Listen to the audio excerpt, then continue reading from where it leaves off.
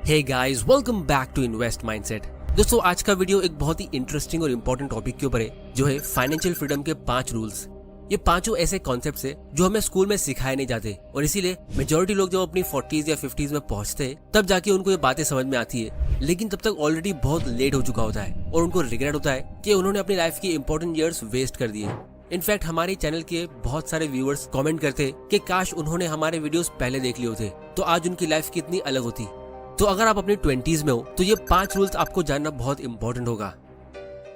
तो एक स्टोरी की हेल्प से आज हम इसे सीखते हैं। तो यहाँ पे हम रॉकी और सनी का एग्जांपल लेते हैं, जो दोनों कॉलेज फ्रेंड्स हैं। दोनों 21 साल के हैं और एक टॉप कॉलेज में पढ़ाई करते हैं। उनकी डिग्री कंप्लीट होते ही उन्हें एक बड़ी कंपनी में जॉब मिल जाती है और कंपनी उनको 30,000 पर मंथ की सैलरी देती है।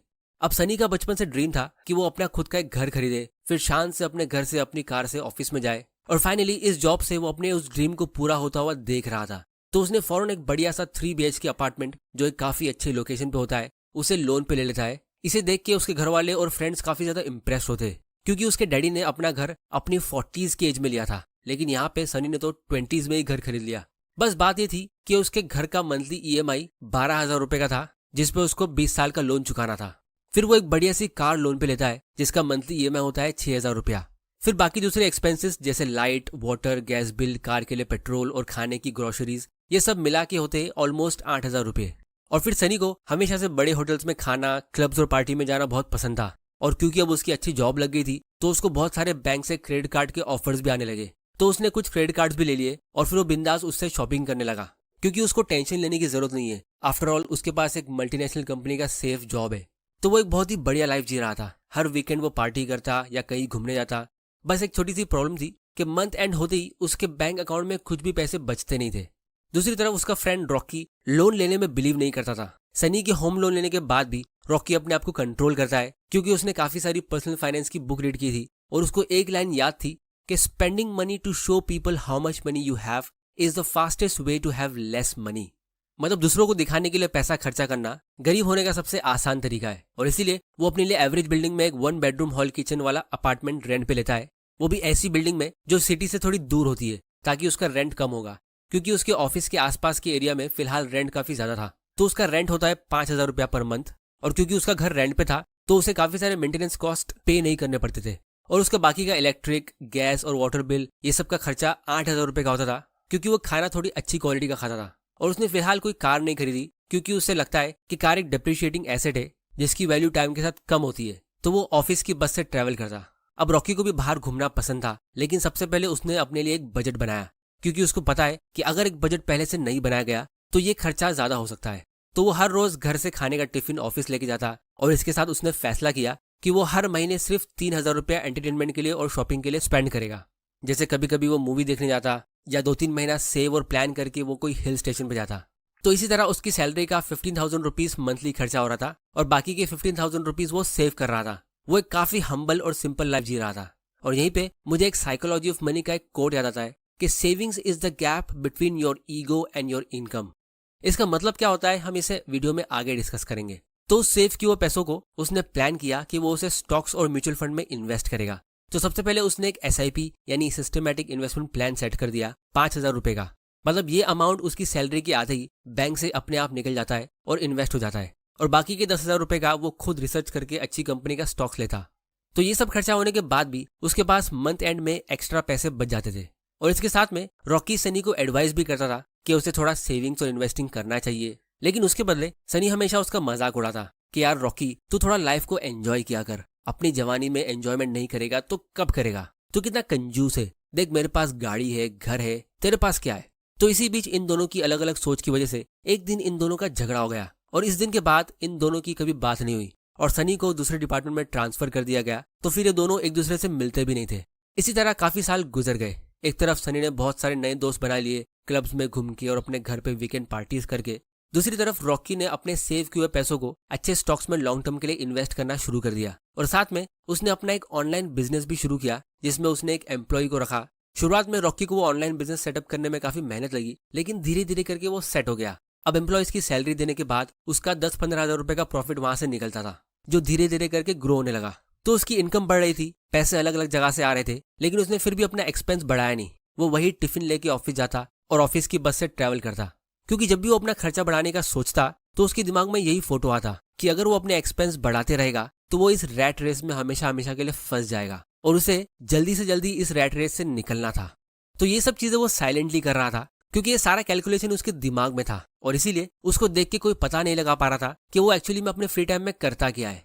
सबको यही लगता था कि वो अपने फ्री टाइम में कंप्यूटर में वीडियो गेम खेलता होगा या बोरिंग बुक्स रीड करता होगा, क्योंकि दूर से उसका लाइफस्टाइल काफी बोरिंग दिख रहा था और इसीलिए कोई उसे रोल मॉडल की तरह देख रहा नहीं था। मतलब उसके फ्रेंड्स उसे कॉपी नहीं करते थे बल्कि सनी की लाइफ को कॉपी करते थे। और इसी तरह 7-8 साल निकल गए।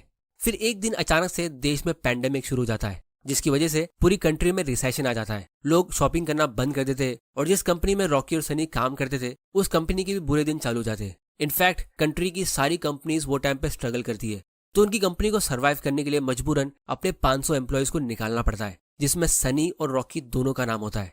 ये बात दोनों को शॉकिंग लगती है क्योंकि जॉब से फायर होना किसको पसंद है, लेकिन रॉकी को इतना टेंशन नहीं होता है क्योंकि उसने हमेशा 4 कदम आगे का सोचा। उसने इस फायर के बदले अपने दूसरे फायर का इंतजाम कर लिया था। उसके पास इमरजेंसी फंड्स थे, बहुत सारी कंपनीज से उसको पैसिव इनकम की तरह डिविडेंड मिल रहा था और उसका एक ऑनलाइन बिजनेस भी चल रहा था। लेकिन सनी ये ले ऑफ की बात सुन के हक्का बक्का रह गया। उसने इस बारे में कभी सोचा ही नहीं था। उसको लगता था कि जॉब सिक्योरिटी रियल होती है क्योंकि बचपन से वो यही सुनता आ रहा था। लेकिन जैसे ही उसको जॉब से निकाला गया तो बैंक का होम लोन और कार लोन डिपार्टमेंट सनी के पीछे पड़ गया क्योंकि उसके 20 साल के होम लोन में से आधा लोन तो भी बाकी था और कार लोन का भी 2 साल अभी बाकी था। उसके इतने सारे फ्रेंड्स जिनको वो अपना मानता था अब उसको उनकी रियलिटी पता चलने लगी। सच ये है कि इस टाइम पे सबकी हालत खराब थी, इसीलिए उसको अपने रिश्तेदारों और अपने घर वालों से उधार लेके गुजारा करना पड़ा। लेकिन ये भी हमेशा नहीं चल सकता तो फाइनली उसने फैसला किया कि वो अपनी कार बेच देगा। लेकिन रिसेशन की वजह से मार्केट बहुत बुरा था तो उसको वो कार बहुत सस्ते प्राइस में बेचनी पड़ी और जो पैसे उसे गाड़ी को बेच के मिले उसको उसने फौरन होम लोन की ईएमआई के लिए भर दिया। और यही टाइम पे जब उसको लग रहा था कि इससे बुरा और क्या हो सकता है कि उसको जॉब से निकाल दिया गया और उसने अपनी कार को सेल कर दिया, तभी उसको खबर मिलती है कि उसके एक फैमिली मेंबर को कोरोना वायरस हो गया है। सनी के पास इंश्योरेंस था लेकिन वो इंश्योरेंस उसकी कंपनी ने प्रोवाइड किया था और क्योंकि उसे जॉब से निकाल दिया गया तो उसका इंश्योरेंस भी अब नहीं रहा और इसीलिए उसे अपनी वाइफ की ज्वेलरी बेच के और जो भी थोड़े बहुत पैसे उसने यहाँ वहां सेव किए थे वो सारे मेडिकल एक्सपेंस में खर्च करने पड़े। मतलब अब सनी पूरी तरह ब्रोक हो चुका था और उसकी हालत काफी खराब थी क्योंकि उसको हर महीने होम लोन की ईएमआई भरनी थी और उसको जॉब भी नहीं मिल रहा था क्योंकि सब कंपनीज वो टाइम पे लोगों को निकाल रही थी, हायर कोई नहीं कर रहा था।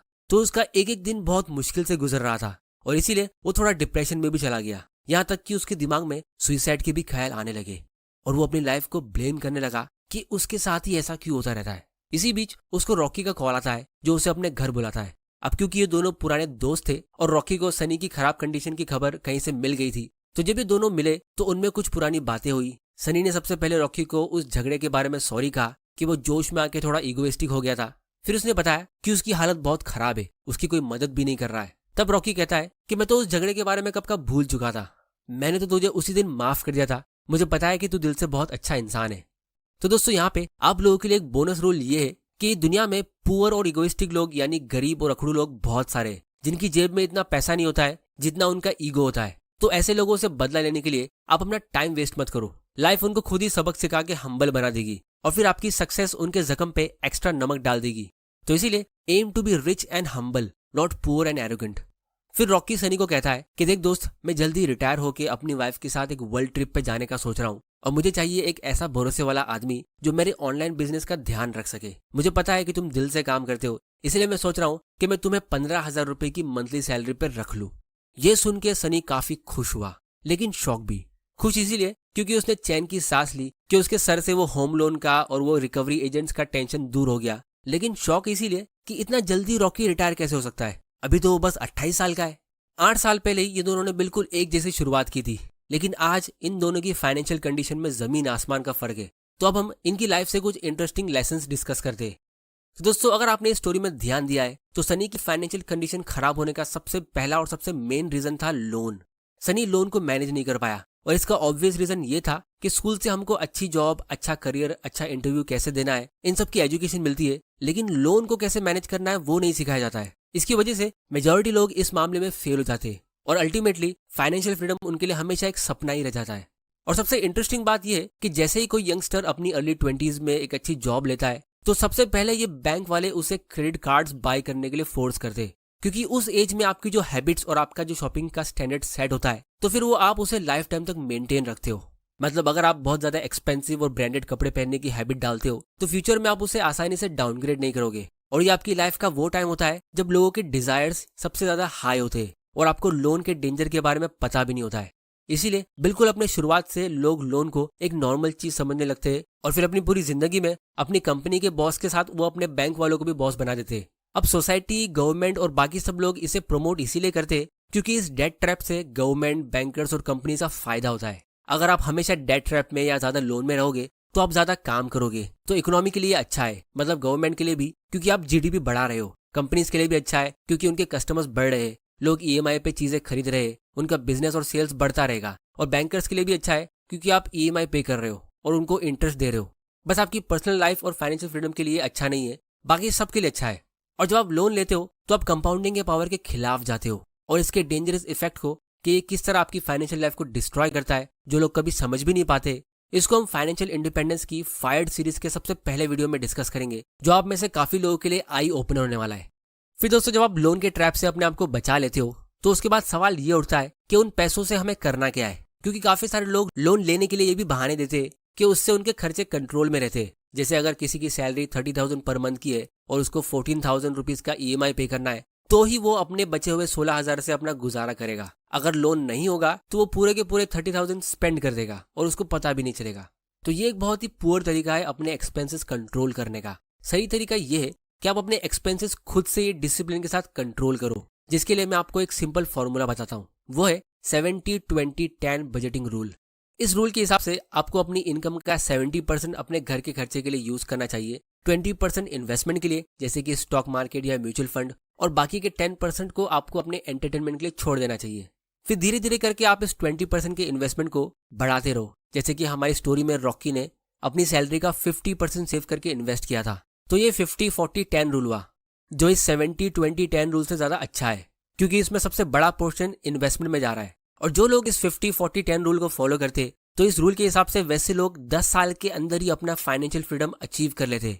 इस चीज को भी हम आने वाले वीडियोस में काफी डिटेल में डिस्कस करेंगे। तो अगर आपने अभी तक चैनल को सब्सक्राइब नहीं किया है तो जल्दी से कर लो और बेल आइकन प्रेस करना मत भूल जाना, वरना आपसे ऐसे इंपॉर्टेंट वीडियोस मिस हो जाएंगे।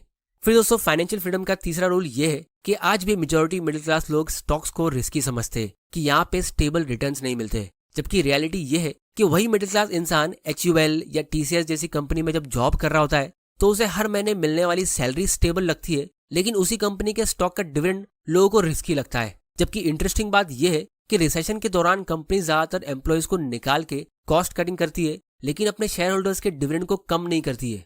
जैसे एग्जांपल के लिए माइक्रोसॉफ्ट ने कोविड-19 के टाइम पे ये चीज एकदम खुल्लम खुला की थी। एक तरफ उन्होंने एम्प्लॉयज को निकाला और दूसरी तरफ डिविडेंड्स 10% के रेट से बढ़ाया। तो सनी को सैलरी एक कंपनी से मिल रही थी और रॉकी को डिविडेंड्स 10-15 कंपनी से मिल रहे थे। तो आप लोग मुझे बताओ कौन ज्यादा फाइनेंशियली सिक्योर है? तो इसीलिए जॉब सिक्योरिटी रियल नहीं होती है, फाइनेंशियल सिक्योरिटी रियल होती है जो हमेशा आपके हाथ में होती है। जॉब सिक्योरिटी हमारे हाथ में होती ही नहीं है। फिर फाइनेंशियल फ्रीडम का फोर्थ रूल है कंपाउंडिंग।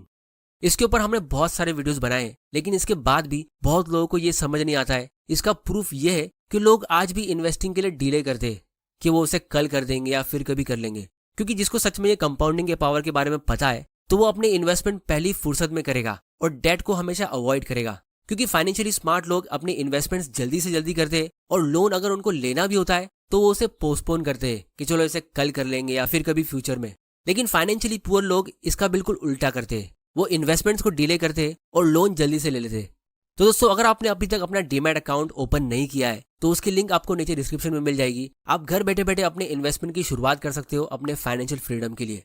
फिर दोस्तों, फिफ्थ रूल है फाइनेंशियल फ्रीडम का कॉन्सेप्ट। दोस्तों, इंडिया में अगर आप 50-60 साल की एज तक काम कर रहे हो तो उसे बहुत अच्छा बताया जाता है कि देखो आपके डैड कितने मेहनत करते हैं, जब मन नहीं भी करता है तो भी वो जॉब पे जाते हैं, उनको फीवर होता है तो भी वो जॉब पे जाते हैं, जब बहुत तेज बारिश होती है तो भी वो जॉब पे जाते हैं, क्योंकि घर चलाने के लिए हमें काम तो करना पड़ेगा। बहुत सारी फैमिली की ये वैल्यूज होती है जिसमें कुछ गलत नहीं है, क्योंकि जो चीज हम बचपन से देखते हैं हम उसी को कॉपी करते हैं।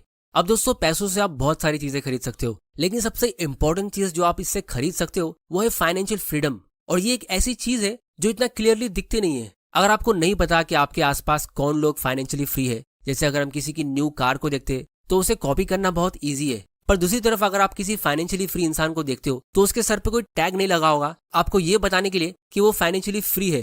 तो आप लोग मुझे बताओ, ऐसे में मेजॉरिटी लोग किसे कॉपी करेंगे? तो इसीलिए